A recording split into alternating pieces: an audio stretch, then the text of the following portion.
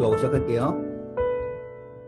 아버지 감사합니다. 오늘도 저희에게 사랑하신 아버지의 사랑을 듬뿍 허락하셔서 감사합니다.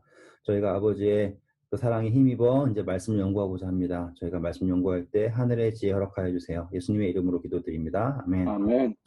자, 오늘은요. 일단은 그 비유하다가 끝났잖아요. 씨 뿌리는 자의 비유하고 끝났잖아요. 맞죠? 네. 네, 어제는 다른 걸 했지만 우리 진도상 씨 뿌리는 자의 비유를 하다가 끝났어요. 근데 사실 씨 뿌리는 자의 비유를 이제 끝까지 했어야 되는데 이 중간에 뭐 그 방언 나오고 어저께 또 딴 얘기 하다 보니까 이제 못 끝낸 부분이 있거든요. 그거 먼저 마무리하고서 시작할게요. 먼저 마태복음 13장 오실게요. 마태복음 13장 오셔서요. 우리 이제 31절부터 나오는 비유가 또 있어요. 근데 이거는 또 다른 씨 뿌리는 자예요. 보시면 자, 이 31절부터 보시면 또 다른 비유예요. 그러니까 우리 공부했어요. 이게 뭐예요? 겨자씨를 뿌린다잖아요. 그러니까는 이 겨자씨가 작더라도 어떻게 뿌리는 거예요? 정말로 소중히 뿌렸다라는 거 공부했잖아요. 네. 그러니까 또 다른 씨 뿌리는 자예요. 그러니까는 앞서 있던 씨 뿌리는 자는 우리 생각할 때는 막 이렇게 뿌리는 거 생각했지만 그게 아니라 길가에 뿌릴지언정 정말로 겨자씨 하나를 어디다 심는 것을 기억하는 것처럼 하신다. 그래서 내가 길가일지라도 내가 돌짝밭일지라도 내가 씨 뿌림을 받았다라는 것만으로 그분과 관계가 있다라는 거가 지난 시간에 핵심이었지 않습니까? 그래서 그 강력한 씨앗이 비록 겨자씨처럼 작아 보일지라도 어떻다고요? 바위를 찔러 쪼개고, 그쵸? 할 수 있는 능력이 있다. 그래가지고 이게 크게 자라면 새들도 깃들 수 있다. 다시 말하면 원래 씨앗의 최고의 원수인 새도 감당할 수 없을 만큼 커다랗게 된다라는 게 지난 시간에 그거였어요. 그쵸? 그런데 이제 넘어가시면 36절부터 보면요. 또 다른 씨 뿌리는 자가 나와요. 한번 읽어볼게요. 36절부터 읽어주세요.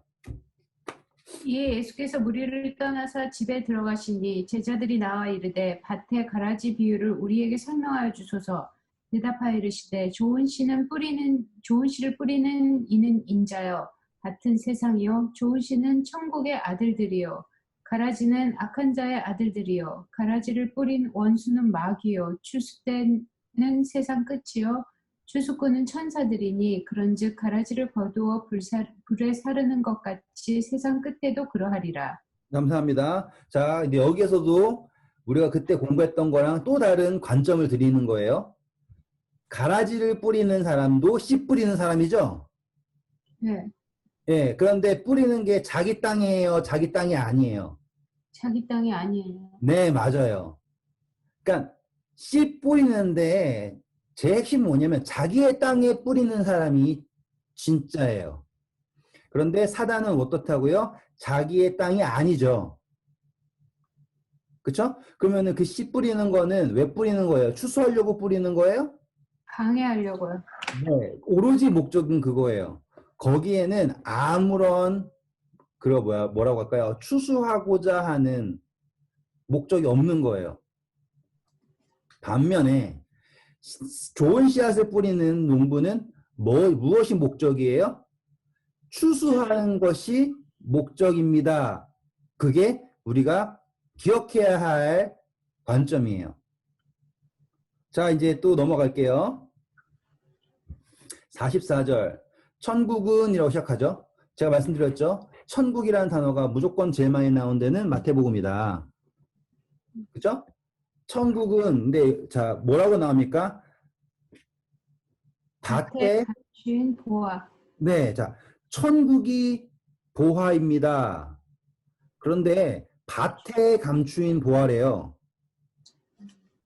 그렇죠? 자, 그러면 이거를 어떻게 해석하느냐에 따라서 이야기가 되게 달라져요. 이제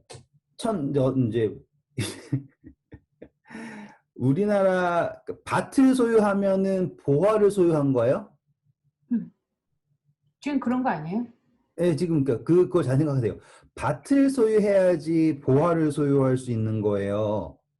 아니면은 보화를 소유한 해야지 밭을 소유할 수 있는 거예요. 이렇게 거꾸로 볼 수 있어요. 자, 원래 그 밭의 주인은 누구예요? 딴 사람. 어떤 사람? 네. 그러면 이 사람은 좋은 사람이에요, 나쁜 사람이에요, 지금 보면. 아무것도 모르는 사람. 그러면 이 사람이 사기치는 거 아니에요.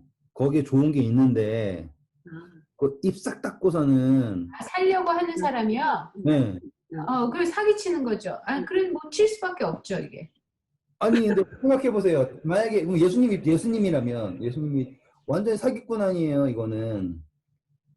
그럼 내 밭인가? 내 밭인데 또 돈 주고 사나? 같은 세상인 것 같은데 아닌가? 자, 이제 이거를 이제 어떻게 보느냐에 따라서 관점에 따라서 이야기가 달라진다인데, 잘 보세요. 이 밭은 누구냐면요. 우리의 마음이에요. 맞다. 마음밭이라 그랬다. 예, 우리의 마음이고요. 여기에서 밭을 사는 사람이 예수님이에요. 음. 그렇게 보면 이 얘기가 맞아요. 예수님이 우리 안에 무엇이 있다고 보신 거예요? 보화가 있다고. 천국이 있다라는 거를 보신 분이 예수님인 거예요. 그렇기 때문에 예수님이 우리가 돌짝밭이고요. 예? 우리가 가시덤불이고요. 정말 보잘것없는 밭이지만 그분이 우리 안에 무엇을 본 거예요? 우리 안에 천국을 보셨기 때문에 자신의 모든 것을 팔아서 아시겠죠? 밭을 다시 말하면 우리를 대속하신 거예요. 이해되시겠죠? 그러면 이 이야기가 성립이 돼요. 반대로 다 다르게 해석을 하면 이걸 사는 사람은 속이는 사람이에요. 원래의 주인은 속이는 사람이고요. 그렇죠. 네. 그리고 또 이거를 또 다르게 해석할 수 있어요. 뭐 밭이 뭐냐면 여러분 밭은 성경이에요. 성경을 열심히 파세요. 그러면 거기에서 천국을 발견할 것입니다. 이렇게 해석하실 수도 있어요. 그런데 그럴듯해 보이지만은 전체적인 문맥이 안 맞아요. 왜? 모든 것을 판다 이런 것들 있죠. 핵심은 뭐냐? 예수님께서 우리의 마음속에 숨겨져 있는 우리도 알지 못하는 천국을 보셨기 때문에 돌짝밭에도 씨를 뿌리신 겁니다. 이해되시겠죠? 길가이지만 씨를 뿌리셨어요. 그러면은 문맥에 성립이 되는 거예요. 되게 재밌죠? 자, 그러면 이제 또 천국은 마치 좋은 진주를 구하는 장사와 같다라고 했죠. 우리 그때 잠깐 했어요. 진주가 뭐냐면 바다 속에서 나오는 보석이에요. 바다 속에서. 그리고 우리가 공부했죠. 바다는 세상을 상징하는 거예요. 그렇기 때문에 세상에서 조개가 모래알 먹고서 인내하고 고난을 통해서 나온 진주예요. 그렇죠? 그래서 그게 어디 안에 있어요? 조개 안에 있는 거예요. 안에. 그렇죠? 조개 안에. 지금 밭에 감추어진 조개 안에 감추어져서 바닷속에 있던 거예요. 그렇죠? 그러니까는 지금 계속 천국은 뭐냐? 우리가 생각하고 있는 저런 판타지한 나라, 파라다이스를 말하는 게 아니라 우리 안에 천국이 여기 있다, 저기에 있다 할 것이 아니요. 어디에 있다고요? 너희 안에 있다라고 하시는 말씀이 성립하는 데가 여기인 거예요. 이제 되셨죠? 제가 이제 요 두 개를 빼먹고 넘어갔었기 때문에 제가 한번 짚어드리는 거예요. 관점의 차이가 다른 해석을 만드는 거예요. 중요한 건 그 관점을 어떻게 잡아야 되냐면 전체의 문맥에 맞게 잡아야지 되는 거죠. 그냥 임의로 성경에 보니까 앞에 보면 이렇게 나왔으니까 이건 이걸 거야 이렇게 하는 게 아니라 예수님이 지금 어떻게 비유를 풀어가시는가에 맞춰서 관점했을 때 밭을 사는 사람이 누구다? 예수님이고요. 우리가 아니에요. 우리가 밭이고요. 예수님이 그 안에 있는 보화, 우리 안에 있는 보화를 발견하셨어요. 보셨기 때문이에요. 됐죠? 자, 그리고 이제 새 것과 옛 것에 대해서 해야 됩니다. 51절, 52절 한번 읽어주세요. 이 모든 것을 깨달았느냐 하시니 대답하되 그러하오이다. 예수께서 이르시되 그러므로 천국의 제자된 서기관마다 마치 새 것과 옛 것을 그 곳간에서 내오는 집주인과 같으니라. 네, 이거 비유 정말 뜬금없는 비유거든요. 그러니까 이거를 해석하기가 되게 까다로워요. 그런데 이거를 말씀하시는 이유가 뭐냐면 먼저 이 모든 것을 깨달았느냐예요. 그러면은 13장 전체에 나와 있는 모든 비유들을 뭐 했냐? 깨달았냐라고 하는 거예요. 그러면 우리는 지금 이거를 오 하고 되게 무겁게 느낄 수 있는 거예요. 아, 천국이라는 것은 무엇이고 씨 뿌린다 그 개념이 어떤 것인가 다 알았잖아요. 그런데 자 보세요. 예수께서 이르시되 천국의 제자된 서기관마다 마치 뭐 한다고 그럽니까? 새 것과 옛 것을 곳간에서 내오는 집주인 같다. 자, 누구냐면은 새 것과 옛 것이래요. 자, 우리 한번 마태복음입니다. 24장 45절 한번 읽고 돌아올게요. 충성되고 지혜 있는 종이 되어 주인에게 그 집 사람들을 맡아 때를 따라 양식을 나눠줄 자가 누구냐? 네. 지금 때를 따라서 뭐 했나고요? 양식을 나눠준다예요. 그러니까 우리에게 주어진 사명이에요. 자, 천국의 제자된 서기관마다 그러면 우리도 제자잖아요, 제자. 근데 예수님 그분이 천국이시죠, 그렇죠? 네. 그렇죠? 그러니까 천국의 제자 된다라고 하면요, 다시 말하면 나의 제자된 사람마다 때를 따라서 뭘 해줘야 됩니까? 새 것과 옛 것을 그쵸? 그 곳간에서 나눠주는 것이다라고 하는 거예요. 근데 나눠주는데 그게 누구예요? 집 주인이에요. 그러면 뭔지 아시겠어요? 집 주인은 누구겠어요?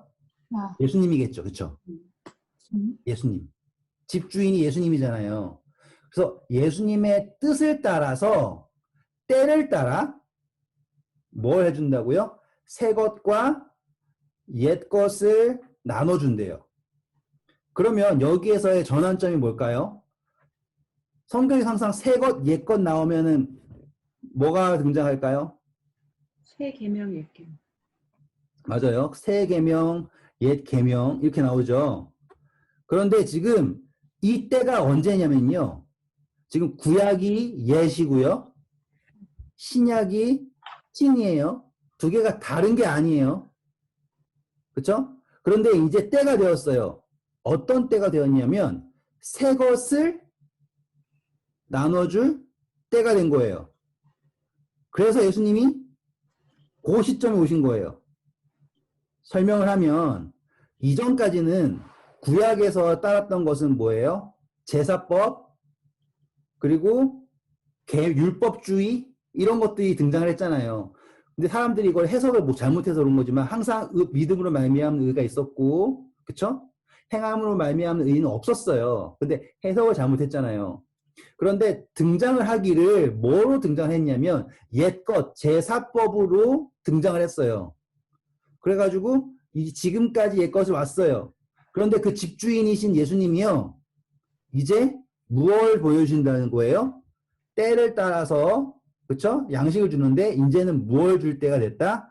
새 것을 줄 때가 되었다. 그래서 지금 너네들이 내가 한 모든 말을 깨달았느냐? 그 사람들이 그랬죠. 네 라고 했죠. 그럼 지금 그 사람들이 뭘 받았다는 거예요?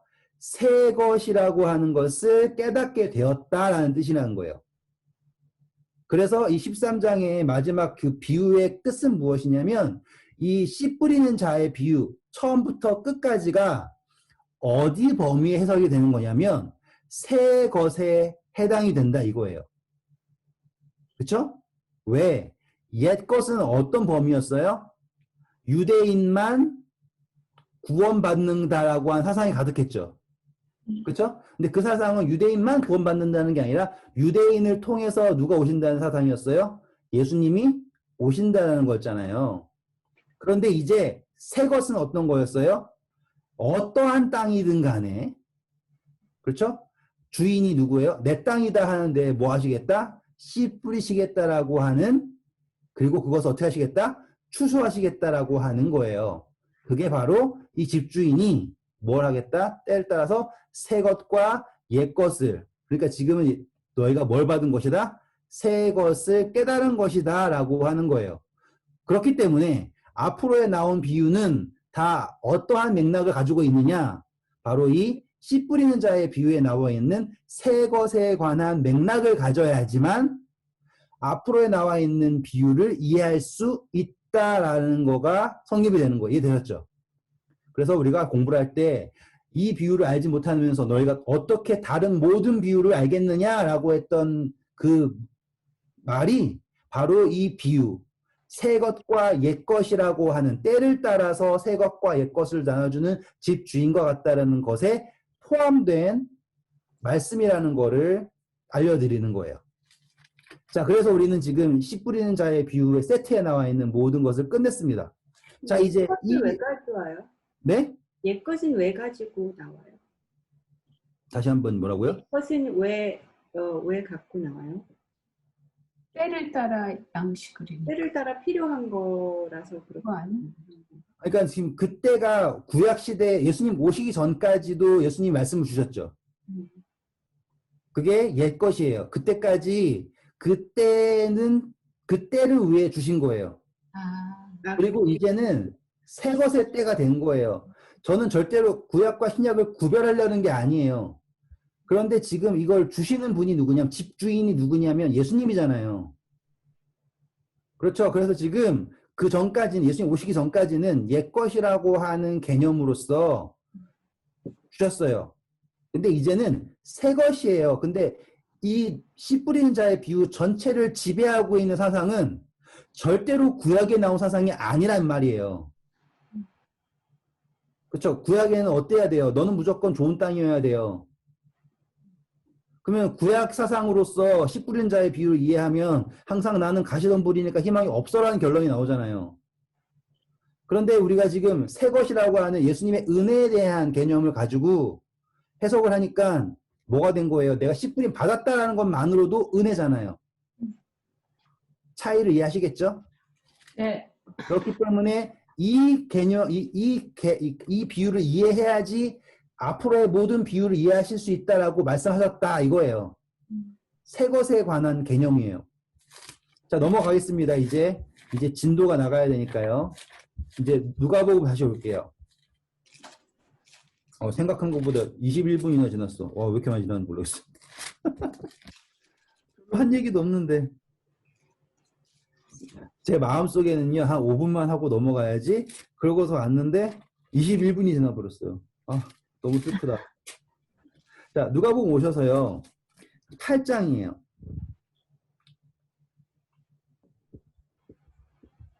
자, 이렇게 예수님이 막 가르치시고 하면 사람들이 어떻게 할 것 같아요? 예수님을 믿었으면 좋겠죠. 네.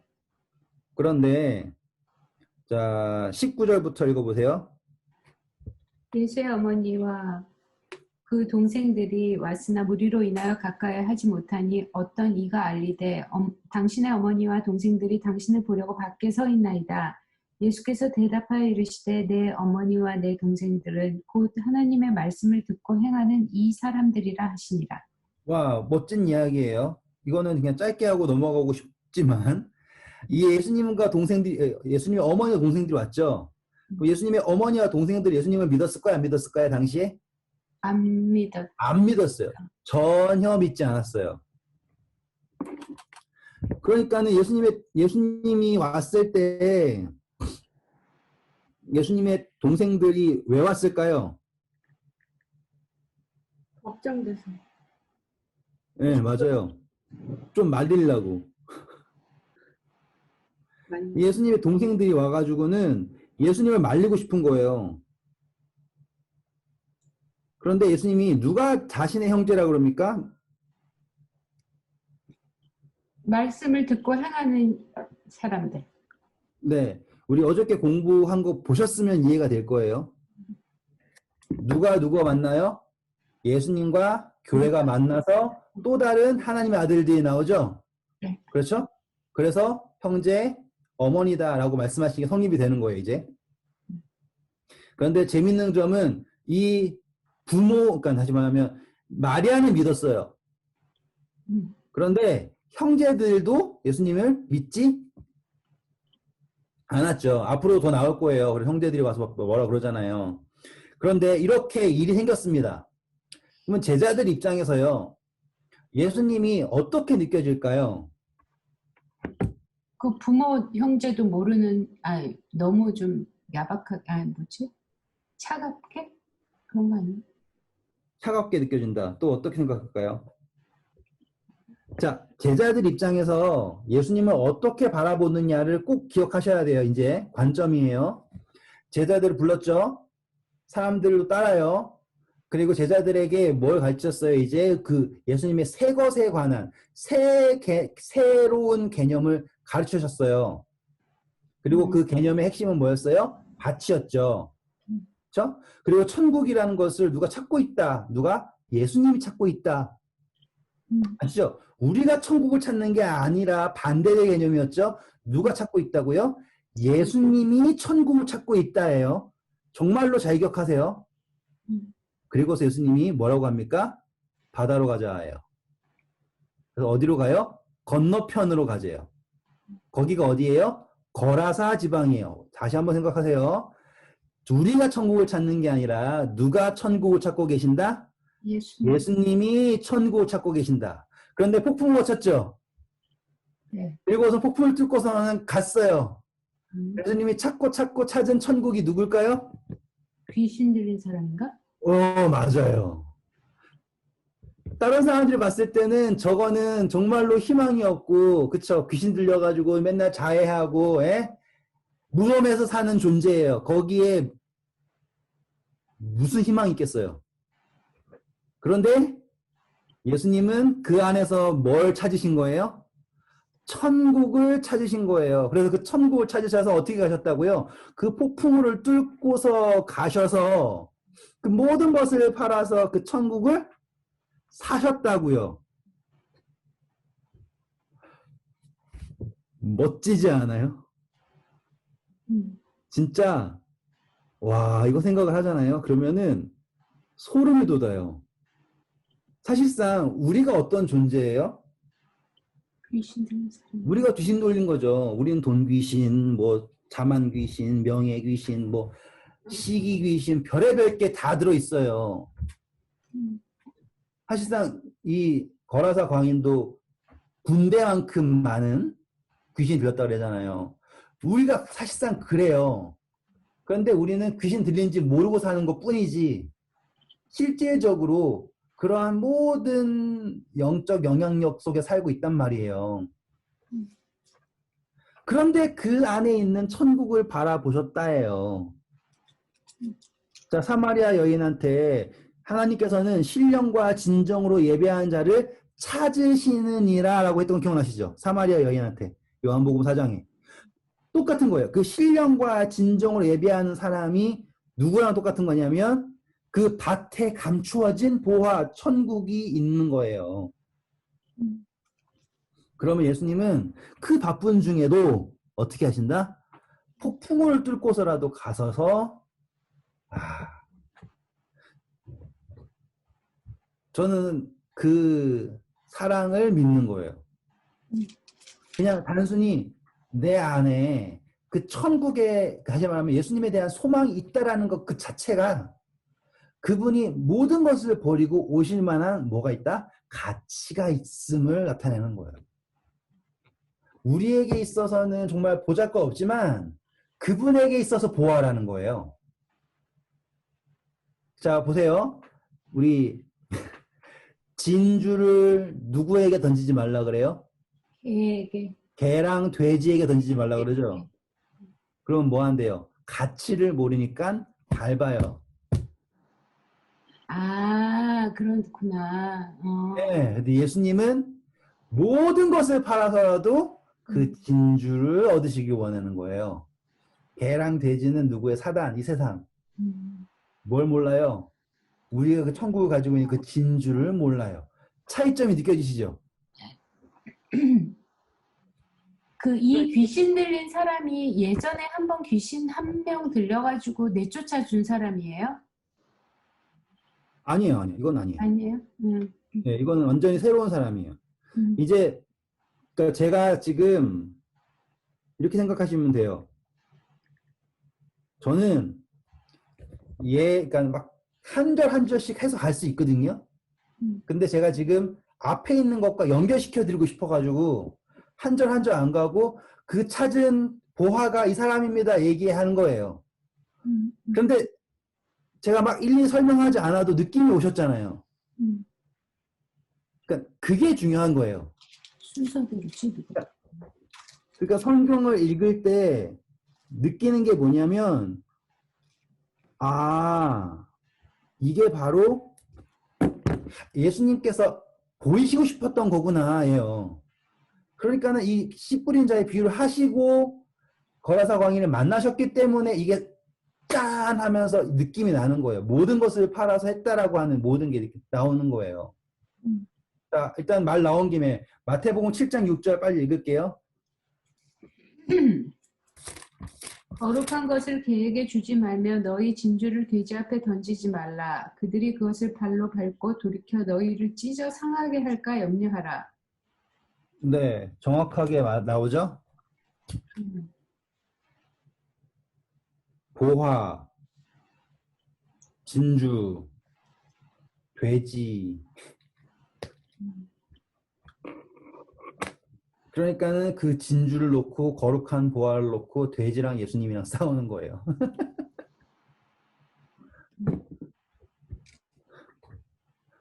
재밌는 그림이죠. 자, 이제 디테일을 가지고 들어갈게요. 일단은 예수님은 지금 제자들에게 뭘 보여주고 싶은 겁니까? 감추인 보화를 알려주시고 싶은 거예요. 그러면 어느 정도 감춰져 있는가를 보여주셔야 될 거 아닙니까? 그러면은 가장 좋은 케이스를 보여주셔야겠죠? 다시 말하면 가장 심각한 케이스를 보여주셔야겠죠? 감추어진 보화 중에 가장 힘든 케이스. 저기에는 정말 내가 금맥을 보는 사람이 아니지만은 저기에는 금은 없어. 이런 식이죠. 아시죠?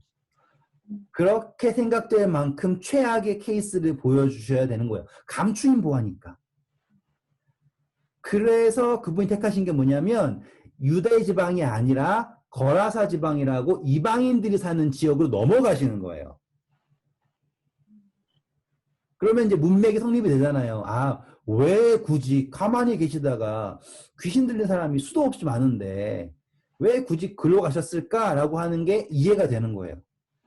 제자들에게 저 사람에게도 뭐가 있다? 천국이 있다라는 거를 보여주고 싶은 거예요.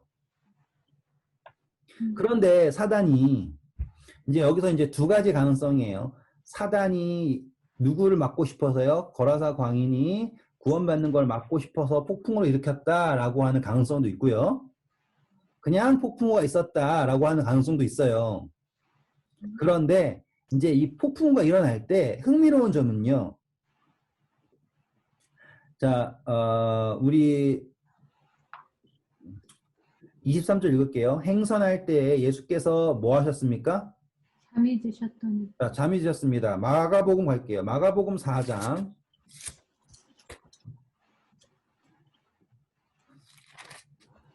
근데 진짜 아쉽다. 이거 시간 내로 할 수 있을지 모르겠는데. 자, 마가복음 4장 오셔서요. 잘 보세요. 예수님이 가실 때 우리는 언제나 어떻게 생각을 하냐면 예수님이랑 몇 명 간 것 같아요? 제자들. 그렇죠. 그런데 그렇지가 않아요. 마가복음 4장 오셔서요. 36절 보세요. 그들이 무리를 떠나 예수를 배에 계신 그대로 모시고 가매 다른 배들도 함께 가더니. 네, 그럼 배가 한 척이 아니에요. 그러면 예수님이 가실 때 한 배에 12제자랑 같이 옹기종기 가신 게 아니라요. 예수님이 타고 있는 배도 있고요. 다른 예수님을 쫓아다니는 다른 추종자들의 배도 같이 간 거예요. 그러니까 이 거라사 광인을 구원하는 케이스는요. 정말로 예수님 입장에서는 정말로 중요한 실물 교훈인 거예요. 아시겠죠? 씨 뿌리는 자의 비유는 제자들에게만 해준 게 아니에요. 가르치신 거라고요. 전체에게 이렇게. 그리고 이걸 배우고서 예수님을 따라가잖아요. 그러면 뭘 보는 거예요? 이제 실물 교훈을 보는 거예요. 그런데 아쉬운 점은 뭡니까? 예수님이 주무셨다예요. 이게요, 얼마나 애매한 이야기인지 설명해 드릴게요. 35절 보시면 그날 저물 때 제자들에게 이르시되 우리가 저편으로 건너가자라고 하셨죠. 정확한 목적지도 없어요. 그쵸? 그냥 건너편으로 가자예요. 그리고 가자고 하신 분은 예수님이죠. 그런데 가고 있는 거는 누구예요? 제자들이에요. 예수님은 뭐 하십니까? 주무셔요. 38절 보세요. 예수께서는 고물에서 베개를 베고 주무시더니 제자들이 감사합니다. 자, 이 고물은요, 배에서 이렇게 판판한 부분이에요. 그런데 이 주무시는 시점이 언제냐면 37절부터 광풍이 일어나며 물결이 배에 부딪혀 들어와 배에 가득해요. 자, 그러면은 잘 수 있을까요? 없을까요? 없어요. 네, 못 자요. 사람은 절대로 물 뿌렸는데 자는 사람은 그거는 자는 척이지. 그러니까 깜짝 놀라면 무조건 깨요. 어쩔 수 없어요, 그거는. 그런데 예수님이 어디서 자냐면요. 물 제일 많이 들어오는 데 있죠. 튀기면 탕 들어오는 고물. 거기에서 뭐 하고 계신다고요? 주무시고 계신대요. 근데 이거를요, 예, 제가 어떻게 묵상에 따라 다르게 보이겠지만, 가자고 한 건 예수님이거든요? 그런데 이거를 주도하는 게 누구냐면 제자들인 거예요. 왜? 제자들은 나는 뱃사공이잖아요. 다시 말하면 어부잖아요. 누가 더 잘 알아요? 자기가 더 잘 알아요. 그러니까는 예수님을 뒤로 밀쳐놓는 거죠. 폭풍우가 쳐요. 그럼 예수님 부탁을 해야 돼요? 안 하는 거예요. 언제까지? 가라앉기 전까지. 왜? 내가 더 잘하니까. 저는 이 간단한 묵상에서요, 제 삶을 보는 거예요. 지금 저의 여정이요, 하늘 가는 여정을요, 누가 이끄시는 거냐면 예수님이 이끄시는 거잖아요. 그런데 신기하게도 제 모든 삶에서 항상 예수님은 주무셔야 돼요. 그러니까 왜? 내가 더 잘하니까. 그런데 그러니까 이 상태 자체를 그냥 묵상으로 하는 거예요, 지금. 예수님을 주무시게 하고 있다라는 거가 우리의 모습인 거예요. 근데 예수님은 실질적으로 가자고 하신 분이 그분이고요. 어디로 가야 하는지 이끄셔야 할 분도 그분이에요. 그런데 이 폭풍을 만났다라고 하는 게 무엇이냐? 제가 생각했을 때 사단이 방해했다라기보다는요. 예수님의 이끄심이 아닌 내 임의로 가는 그 여정에 폭풍과 왔다라고 저는 묵상해요. 왜? 그게 더 합리적이거든요. 예수님이 가자고 했으면 예수님께 물어서 가야 되잖아요. 근데 예수님 건너편 알았어요. 주무세요. 내가 알아서 할게요. 이 느낌에 그 앞길에는 어쩔 수 없는 것 같아요. 폭풍우가 와요. 왜? 평안하잖아요. 그럼 예수님은 영원히 주무셔야 돼요. 그게 너무 그러니까 사실상 예수님 입장에서는 그게 너무 슬프잖아. 그렇다고 해서 야 나한테 물어보라니까 이렇게 얘기하잖아요. 그러면 베드로랑 제자들이 뭐라 했어요? 아유 우리가 더 잘해요. 알았으니까는 그냥 계세요. 이렇게 할 거 아니에요.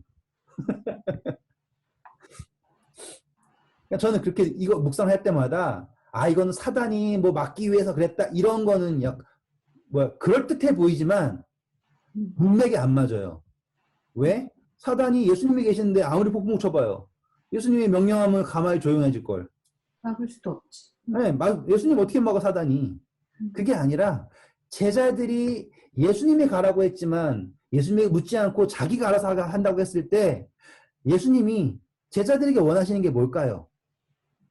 그분을 의지하기 원하시는 거예요. 그분에게 묻기를 원하고요. 함께 가기를 원하는 거예요. 그런데 뭐예요? 함께 가지만 예수님을 잠자게 하는 게 우리가 생각하는 동행인 거예요. 얼마나 슬퍼요. 예수님이 원하시는 하늘 가는 여정은요. 그분과 동행하는 거예요. 그런데 그분이 주무시는 동행 말고요.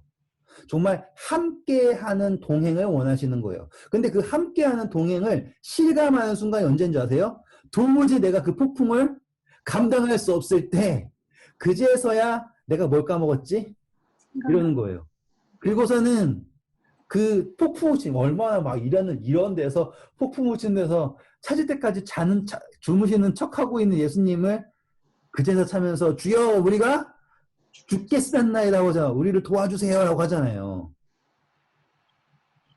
근데 똑같은 것 같아요. 제가 애를 키우니까 저놈이 나한테 언제까지 도와달라고 하나, 언제쯤 도와달라고 하나, 모른 척하고 이렇게 있을 때 있잖아요. 저는 그 느낌인 거예요. 예수님이 그 폭풍을 치면 얼마나 도와주고 싶겠어요. 정말로 도와주고 싶겠죠. 그런데 이 제자들이 도와달라고 하기 전에 도와주면요. 제자들은 생각이 못 미쳐요. 예수님께서 원하시는 뜻에 못 미친다고요. 그러면 뭐예요? 우리 삶에 일어나는 폭풍이 있잖아요. 그 폭풍이 우리에게 직접적으로 말하는 건 뭐냐면 야 너가 잘못했으니까 벌받아 이게 아니라고요. 뒤에서 배 고물에서 주무시고 계신 예수님을 바라보라는 거예요. 그 이야기가 다르다니까요. 예수님은 우리를 부르시고 계시는 거예요. 그러니까 폭풍우가 예수님을 기억 못하면 재앙인데 예수님을 기억하면 그분의 목소리, 우레와 같은 목소리. 그래서 요한계시록에 뭐예요? 큰 나팔 소리, 우레와 같은 소리가 들렸죠? 예수님의 목소리가. 천둥 치는 소리라 같다고 했잖아요. 번개 치는 소리. 폭풍우가 뭐예요? 그 소리가 가득한 거예요. 못 알아들으면 지옥이에요. 근데 알아들으면 예수님을 바라보는 거라고요. 그랬더니 예수님이 믿음이 작은 자들아 뭐라 그럽니까? 어찌하여 무서워하느냐. 그리고서는 착 가가지고 잠잠하라 하시니까 폭풍우가 잠잠해지죠. 저는 이거를요 정말 그래요. 좀 그 설교하시는 분들이 이 장면을 너무 싸구려로 만들어요. 어떻게 하시냐면 이걸 가지고서는 보십시오. 예수님은 바다와 물들을 다스릴 수 있는 능력이 있으신 분입니다. 그분을 믿으세요. 그러면 너무너무 싸구려예요. 왜냐면요. 그분은 창조주잖아요. 그 창조주를 믿는 사람이 바다와 물도 다스리십니다라는 거 굳이 언급할 필요가 있어요? 그게 아니에요. 예수님은 물 위로 걸으실 수 있는 분이에요. 대단하시죠? 예수님은 하늘도 나신대요. 대단하시죠? 이거는 무슨 히어로 무비에 나오는 저 슈퍼맨 날리기도 하고 빠르기도 하고 뭐도 해. 그러니까 대단해. 그러니까 초인적인 능력이 부각되는 게 아니에요. 여기에서는 초인적인 능력은 부각돼서야 되는 게 아니라고요. 예수님을 찾았다. 예수님을 만나니까 잠잠해졌다예요. 포인트가 그분이 명령하시니까는 잠잠했다가 아니라요. 포인트가 예수님을 찾으니까 잠잠해진 거라고요. 예수님을 바라보니까 됐다. 똑같은 거죠. 베드로가 예수님을 바라보니까 물 위를 걸었잖아요. 사람들은 예수님을 뭐라고 봤을 때는 귀신으로 봤을 때는 여전히 폭풍 속에 있지만 베드로가 예수님으로 바라보니까 바다가 폭풍 치는 바다가 어떤 정도가 됐다고요? 걸을 수 있는 그러니까는 뭐예요? 예수님을 통해서 보는 것과 예수님을 통하지 않고 보는 것이 차이예요. 예수님의 능력이 얼마나 대단하냐가 아니라 그러니까 예수님의 능력을 논하는 것만큼 싸구려의 시선이 없다고요. 그건 너무나 싸구려예요. 왜? 그분은 창조주라고요. 그러니까 우리는 어떠한 시선을 가져야 되냐? 예수님을 통해서 현상을 바라보는 시선을 가져란 말이에요. 그러면 예수님이 어찌하여 두려워하느냐라고 하는 게 성립이 되는 거예요. 예수님은 있으니까 난 안 무서워. 파도가 치고 막 총을 들이대도 난 안 무서워. 이게 아니라요. 사실상 누군가가 칼을 들이밀면 무서워야죠. 지금 막 지진이 일어나고 화산이 폭발하면 무서워야죠. 맞죠? 그런데 그걸 보고서 안 무서운 척을 하는 게 아니라 예수님을 통해서 바라볼 수 있는 사람이냐라는 거예요. 어찌하여 두려워하느냐, 무서워하느냐, 믿음이 작은 자들아 라고 하시는 그 말씀의 핵심은 뭐냐면 우리가 어떠한 우리의 삶의 여정 속에서 일어나는 폭풍이든 뭐든 간에요. 누구를 통해 봐야 된다? 예수님을 통해서 봐야 된다라는 게 이 폭풍 후에 나오는 핵심이라는 거예요. 그랬더니 예수님이 명령하시니까 폭풍우가 사라졌죠. 그러면 여기서 우리에게 질문이에요. 예수님에게는 폭풍이 있었는가?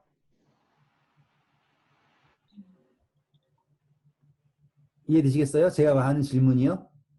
예수님에게는 폭풍이 있었는가? 라고 하는 질문이 생기는 거예요. 그분에게는 폭풍이 있었다, 없었다? 답은 없었다겠죠. 근데 뭐 별로 중요하지도 않잖아요. 그거는. 그러니까 그거예요. 예수님을 통해서 바라보는 사람은요. 그렇죠? 통해서 바라보는 사람은 어떻게 되냐면 가자고 하신 분이 누구예요? 예수님. 그러면 거기를 이끄실 분도 누구예요? 도착하게 하실 분도 누구예요? 예수님이에요. 통해서 본다라고 하는 게 바로 그거예요. 그럼 예수님은 뭘 본 거냐면 폭풍우를 보는 게 아니라 도착한 걸 보신 거예요. 우리도 똑같아요.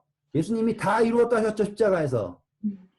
그렇죠? 그러면 우리를 구원하셨죠. 그분은 영원의 시점에서 이미 보시고 있는 거예요. 그거를 믿고 가는 거예요. 그러면은 그 중간의 과정이 그냥 똑같은 거죠. 실질적으로 무슨 재방송 보면, 예? 우리가 결과를 알고서 재방송을 보면 그 중간중간에 조마조마한 건 있어요. 드라마든 뭐든 간에. 하지만 뭘 알아요? 이거는 그렇게 되는 거야 라는 걸 알잖아요. 그러니까 반응은 할지 모르지만 거기에 흔들리진 않아요. 그러니까 어떤 설명인지 아시겠죠? 그러니까 예수님에게는 폭풍이 있었는가? 라고 했을 때 폭풍은 없었다라고 할 수 있는 거예요. 아시겠죠? 그래서 예수님이 어찌하여 두려워하느냐? 믿음이 작은 자들아. 믿음이 작다? 왜? 내가 가자고 하신 분도 예수님. 그래서 우리는 뭘 보고 있다? 이미 도착한 것을 보고 있다. 그런데 그 도착한 것을 보고 있지만 그 도착한 것을 보고 있는데 그 가는 여정에 예수님을 재워두면 안 되죠. 우리는 어디로 갈지도 모르고 결국에 맞닥뜨리는 거는 폭풍우밖에 없다. 그리고 그 폭풍은 재앙이 아니라 우리를 누구를 보게 하는? 예수님을 보게 하는, 찾게 하는 목소리다라는 거를 이 교훈에서 봐요. 자, 이거는 이제 아주 기본적인 묵상이에요. 이제 요 묵상은 그러니까 읽으면은 저절로 들어오는 묵상이에요. 이렇게. 근데 이제 앞에 있는 거랑 합쳐서 보는 거예요. 이제 아시겠죠? 이제 앞에 있는 거랑 합쳐서 보는 거예요. 자, 이제 사람들이 폭풍을 만나니까 뭐해요? 죽을 염려하죠. 네. 그런데 지금 예수님이 그 애들한테 씨앗을 다 뿌려놨죠. 그런데 그 씨앗이 어떻게 돼요? 자라야 되는데 폭풍 오치니까 복자라. 예, 지금 장면이 약간 보이시나요? 그럼 자기네들이 어떻게 생각을 할까요? 나는 지금 그 예수님의 씨앗을 어떻게 자라고 있는가라고 느끼겠죠. 지금 이 사람들은 돌짝밭일 수도 있고요. 예? 길가일 수도 있고요. 가시덤불일 수도 있고요. 뭐 좋은 밭이라 믿는 사람일 수도 있겠죠. 그렇죠? 대부분 다 자기가 좋은 밭을 생각했을 거라고요. 내가 그러니까 제자지. 라고 생각했죠. 근데 폭풍을 딱 치니까는 뭐가 생겼어요? 자기가 어떤 존재예요? 아무것도 아닌 거라는 거예요. 뭐 판단을 했을 거 아니에요. 나는 더 달랐어. 내가 너보다 더 믿음이 좋고 내가 어때? 라고 생각했을 거 아니에요. 그런데 폭풍우 딱 치니까 다 빨개 벗겨진 거예요. 그 어느 사람도 어떤 잘한 사람이 없다고요. 누가 있지 않은 이상? 예수님이 있지 않은 이상. 맞는 말이죠? 농부가 있지 않은 이상 좋은 밭이든 가시던 분이든 뭐든 다 결국엔 열매를 못 맺어요. 핵심이에요. 예수님이 없는 거. 그리고 앞에 이야기랑 하니까 많이 나오죠. 자, 이제 또 다른 거예요. 이제 좀 더 확장을 해볼게요. 배가 한 척이 아니었죠. 다른 배들도 풍랑에 맞섰어요. 그런데 왜 예수님이 타고 있는 배도 다른 예수님이 없는 배들과 똑같이 풍랑을 맞서고 있느냐라는 질문이에요. 지금 뭐 그냥 단적인 예로요. 코로나가 터지고 난리가 났어요. 전 세계가 어지러워요. 그러면 예수님을 믿는 우리는 어떻게 해야 되는가예요. 폭풍우가 언제 그쳤어요? 옆에 예수님이 없는 배들이 열심히 싸우니까는 폭풍우가 그쳤어요? 아니잖아요. 누구냐면요. 예수님이 타고 있는 이 제자들의 있는 배가 누구를 바라봤을 때 예수님. 예수 그리스도를 바라보고 그분에게 도움을 구했을 때 폭풍우가 멈췄다예요. 그런데 흥미롭게도 예수님이 있는 배나 없는 배나 다 똑같이 하고 있다고요. 그게 우리가 새롭게 바라야 될 묵상인 거예요. 우리는 예수님이 함께 하시는 그리스도인들이잖아요. 그러면 우리가 이 폭풍우에 어떻게 반응하느냐가 이 폭풍우가 언제 멈추느냐와 연결이 된다 이거죠. 저는요, 이거는 뭐 그냥 이렇게 사적인 견해예요. 이제 뭐 성경을 쭉 공부하면 재앙이라고 하는 게 계속 일어날 수밖에 없어요. 기본적으로 민족이 나라를 대적하고요. 사랑이 식어지고요. 그건 현실이에요. 그거는 지금 보면 알잖아요. 지금 미국에서는 뭐 대선 되면은 불복해가지고 뭐 다 할 것 같고 저기는 이슬람은 뭐 죽이려고 그러고 프랑스에서는 참수가 일어나고 난리잖아요. 그거는 현실이에요. 그거는 점점 악해지는 거예요. 그런데 그것에 대해서 우리가 어떻게 반응하냐가요. 하나님이 뭐라고 했어요? 등불을 등경 위에 올려놓는다라고 했죠. 세상이 어두워지면 질수록 밝아지는 게 우리여야지 되는 거예요. 똑같이 지금 폭풍우가 치고 있다라는 것 자체가 우리를 드러내시고 싶은 거예요. 이해되시겠죠? 그렇기 때문에 예수님이 타고 있는 배, 예수님과 함께하는 우리의 삶은요. 세상이 어려워지면 어려워질수록 그분께서 높이 드는 등불이 되어야 한다 이 말이에요. 그러면 결국엔 뭐 해야 되는 거예요? 우리 예수님 그리스도를 찾아야 되는 거예요. 더 열심히 찾아야 되니까 사회적 거리두기를 하는 것도 중요하겠지만 우리가 더 예수님을 찾아서 예수님을 만나서 우리의 삶 속에서의 폭풍우가 잦아들어야 되는 거예요. 이해가 되시나요? 아멘. 내가 지금 이 폭풍우에 휘말리는 모습을 보여주는 게 아니라요. 그 폭풍우가 정말로 어쩔 수 없는 말도 안 되는 폭풍우지만 우리가 있는 데에서 폭풍우가 멈췄을 때 그렇죠? 그게 등불이 된다고요. 그렇기 때문에 예수님이 오시기 전에는 어둠과 그렇죠? 이 많은 재앙들이 계속 일어날 거라 이거예요. 우리 등불, 그분의 등불을 높이 드시기 위해 산 위에 있는 동네가 숨겨질 수 없다라는 거예요. 하나님 안에 있는 우리가 숨겨질 수 없다라는 걸 드러내기 위해서 하고 계신다고요. 그런데 잘 생각해 보세요. 이 등불에 불을 붙이려면 열처녀의 비유에 나온 것처럼 뭐가 있어야 돼요? 기름. 기름이에요. 그래서 수많은 교회가 있어요. 수천만의 그리스도인이 있다고요. 그런데 딱 드러나는 게 뭐예요? 기름이 있는 아시겠죠? 그럼 폭풍 속에서 예수님 만나면 뭐예요? 불이 탁 붙어요. 드러나는 거라고요. 이해되시겠죠? 그래서 재앙이 계속 일어날 거라고요. 그런데 이 재앙을 예수님이 없는 배와 똑같이 반응을 하잖아요. 그러면 물은 계속 들어올 거고요. 죽을 때까지 될 거라고요. 이게 그러니까 요 비유 자체가 시사하고 있는 것이 예수님이 타고 있는 배가 예수님을 찾아야지, 예수님을 만나야지 폭풍이 멈춘다예요. 이건 재앙이 멈춘다가 아니에요. 아시겠죠? 그들에게 무엇이 된다? 구원의 빛이 전해진다예요.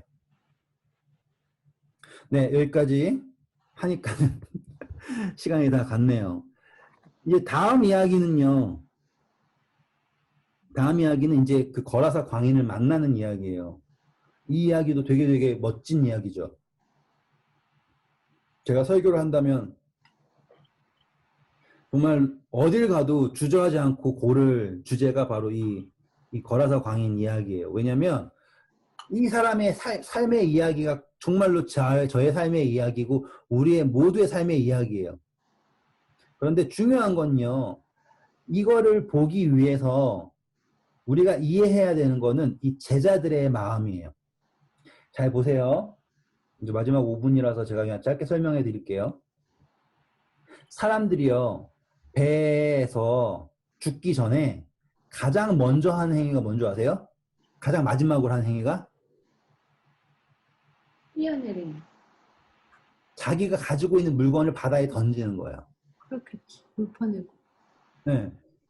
그래서 요나 이야기에도 뭐예요? 사람들이 다 던지죠. 그건 뭐예요? 원래 자기의 모든 것이었죠. 자, 보세요. 예수님을 따라다닌다고 예수님 믿습니다. 메시아, 하늘나라 어쩌고저쩌고 하는 사람들이 예수님 따라간다고 배까지 끌고 쫓아갔어요. 그런데 폭풍을 만났죠. 어떻게 됐어요? 죽을 때가 됐죠.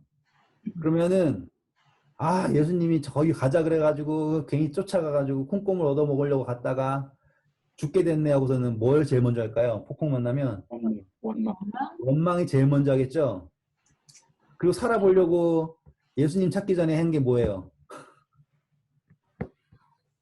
자기가 가진 것들 막 버릴 거 아니에요. 이쪽을 했겠죠. 네, 그러다가 방법을 찾고 괜히 내가 예수님 괜히 믿어가지고 이 고생을 한다고 생각하는 사람들이 엄청 많잖아요.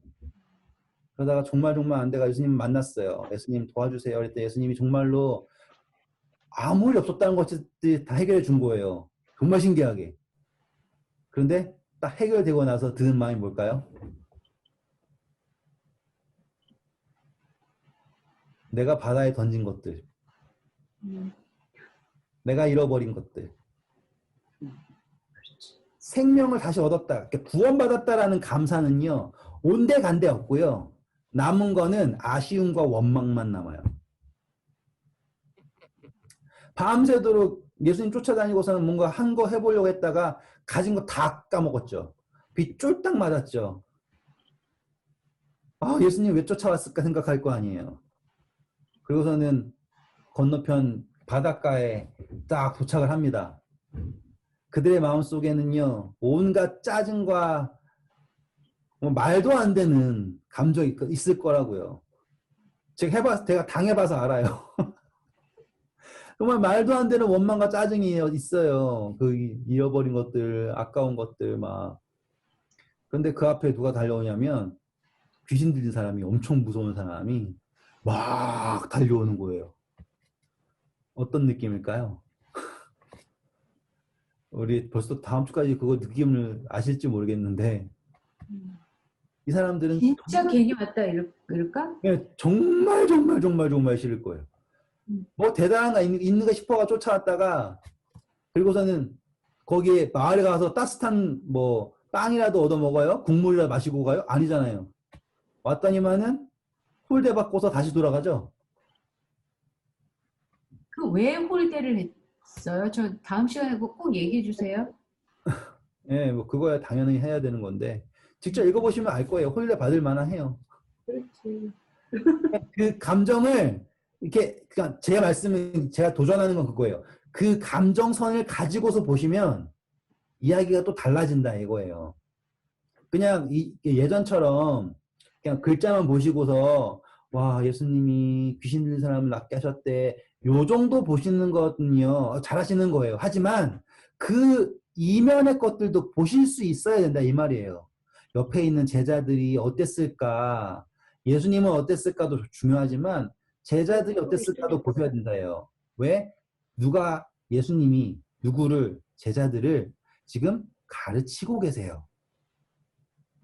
그리고 아까 말씀드린 대로 지금 감추인 보화를 예수님은 찾았어. 보고 계신다예요.